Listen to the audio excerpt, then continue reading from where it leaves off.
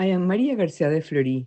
On August 4th, the Church celebrates John Baptiste Marie Vianney, known as the Holy Curé of Ars, a French priest proclaimed patron of priests and held up by many popes as an example of a pastor. St. John Marie Vianney was born at the end of the 18th century in Écully, France, to a Catholic family, the fourth of 8 children.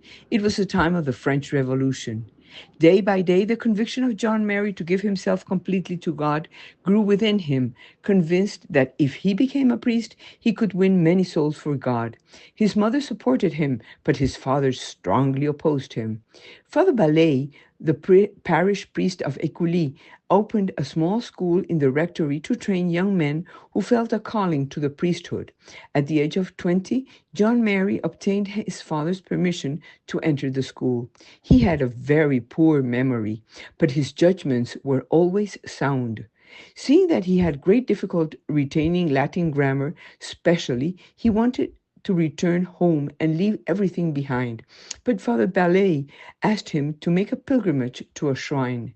The trip brought about a change in him, and he overcame his discouragement. When he finally managed to be ordained as a priest in 1815, he was sent to a town of barely 200 inhabitants called Ars. The vicar general of the diocese told him, "There isn't much love of God in this parish. Try to introduce it." Father John Marie visited every house in the parish, walked through the meadows, his prayer book in hand, and spoke to the inhabitants about the state of the crops, the weather, their families. But above all, he prayed and added penances to his prayers to achieve the conversion of the faithful.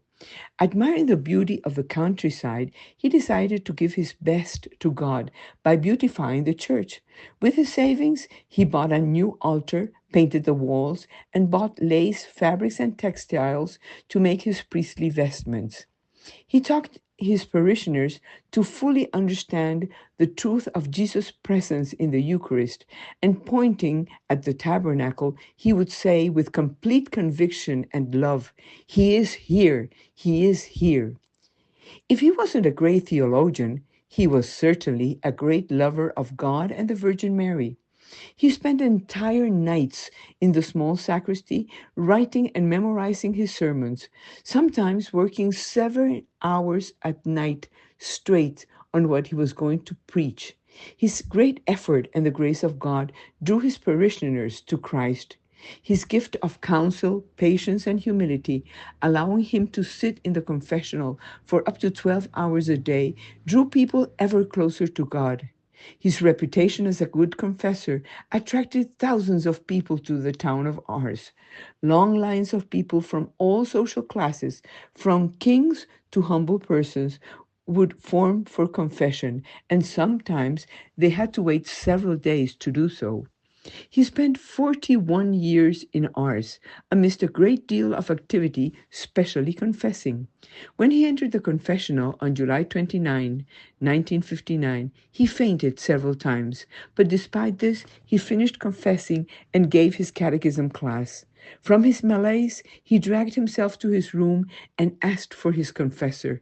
He received the last rites and said, "How good is God! When we can no longer go to him, he comes to us." His bishop came to see him, and the Curé of Ars commended his soul to the Lord, to whom he had dedicated his entire life. He died convinced that with God we always win.